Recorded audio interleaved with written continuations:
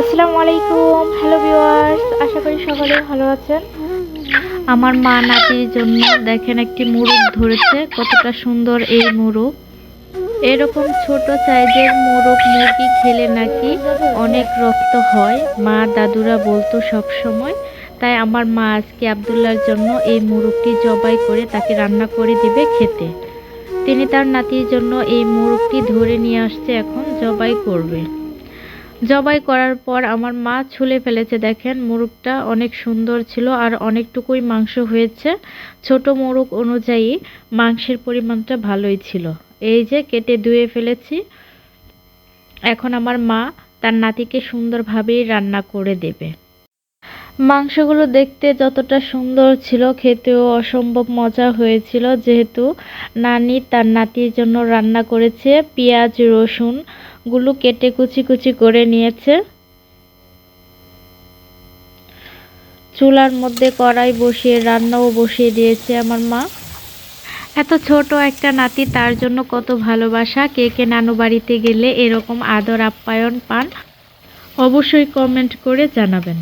নাতির জন্য রান্না করেছে, তাই দেখেন কত আদর আর ভালোবাসা যত্ন সহকারে রান্নাটা করেছে। রান্নাও প্রায় হয়ে গেছে। ধোয়া ধোয়া অবস্থায় দেখেন কতটা সুন্দর দেখা যাচ্ছে। এখন চলে যাব, দেখাবো যে নাতিকে কি কি দিল। একটা রান, 4 পিস মাংস দিল, একটা পাও দিয়ে দিয়েছে। পাটা আমি খাবো এই জন্য নিয়েছি।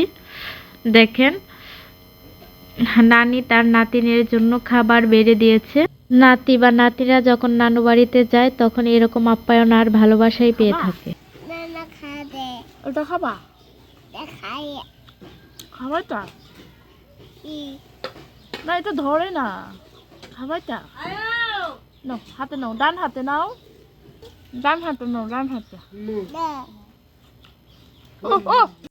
ওকে যতটুকু মাংস দেওয়া হয়েছে ও তো খাইছে। দেখেন এখন খালামণিকে যেটা দিছে ওইটা ও খাবে এখন ওর সাথে বসে বসে। আব্দুল্লাহ চিকেন খায় না? ছোট বাচ্চা মুরগি মাংস খুব বেশিও হয় না, অল্প পরিমাণই হয়, কিন্তু মাংসগুলো খেতে অসম্ভব মজা ছিল। ও মাংস খুব কমই খায়, কিন্তু এই মুরগির মাংসটা পুরোটাই ও খেয়েছে।